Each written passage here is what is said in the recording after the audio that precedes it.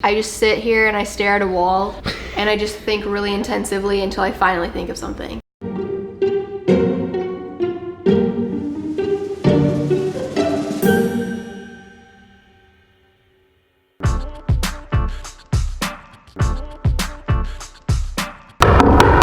The green room for Haley Pham. Oh, hi green room, come on in. How are you doing? Good, how are you? What's going on today? Who's that? Just me and my son. Oh, just me and my son at home today, you know. YouTube things, business things, the usual. So Haley, I know you're a YouTuber. I want to ask some questions about your creative process. Okay. Can we get started with how do you come up with video ideas? So this is my little creative space right here. It's a really nice, relaxing, cozy spot. It's where Spock will play with his toys over here.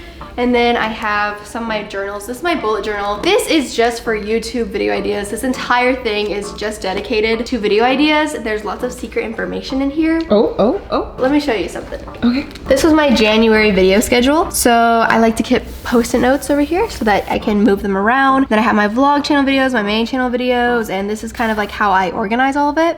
Oh, this is February. But yeah, this is just like my bullet journal where I write all that sort of stuff. Wow. And then this is my actual planner where I just keep all the other information at. Is there a certain process you have when brainstorming ideas in the first place? You know, where do you get your inspiration from? Yeah, so usually I just sit here with my secret video ideas. I just sit here and I stare at a wall and I just think really intensively until I finally think of something. Maybe I'll just say words like Instagram, clothing, thrifting, and I just like try and think of something. How do you know what's gonna trend? So usually something that's never been seen before on the internet.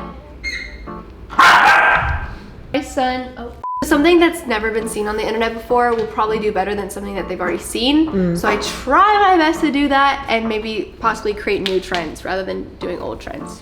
Very cool. So can you show us a little bit about what camera you shoot on and stuff? Yes. I shoot on this here Canon M50. I have the white version. I think it's very cute. And then I have this microphone from Rode. Just turn it on like this. There's the 11 to 22 millimeter lens on here. And then this is my little tripod. Very cool. What do you use to edit? So this is a MacBook right here. I got my first MacBook when I was 13. So I'd already been making videos for 3 years on my dad's iPhone on his iMovie app. And then finally, years and years later, I paid for half of the computer. My dad paid for half. I finally got my first MacBook so I could actually use Final Cut Pro. And ever since then, I've been using Final Cut Pro just on my computer. Very cool. When you're uploading a video, what do you keep in mind before hitting that publish button over the course of almost how many years on YouTube? 7 years? 7 years on YouTube. What have you learned that has made videos stand out better and make it higher quality? I've realized that really random videos do well. It's something that you wouldn't think would do well. Or it's starting a new trend. So one time I did like the $100 challenge. Right. And thumbnails where I have like 2 different sides, like maybe like a white side and a blue side and like 2 different people of me, those tend to do well if it's like comparing something like my transformation series, comparing the before and after, $100 challenge, it's Walmart versus Urban Outfitters, stuff like that I've done on my channel seem to do really well and like trend a lot. But then sometimes it's just like a Q&A with my boyfriend that will do well. It just really depends. And sometimes I just do vlogs and sometimes I'm trying to make a viral video. But I think a really clear thumbnail that's very close up is the way to go. Imagine you can meet your 7 years ago self. What would you tell them?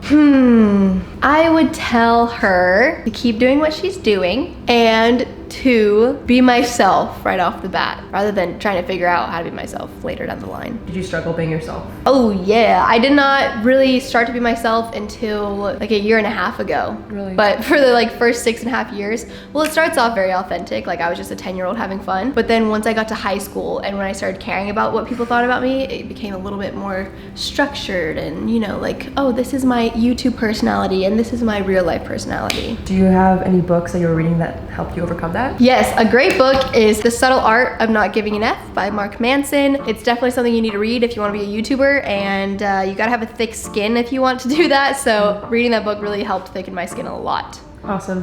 Thanks so much for having me in your humble home. How do I get out here? Oh, yes, just right this way. All right. Thanks so for much having me, Green Room. Bye. Bye. Thank you so much.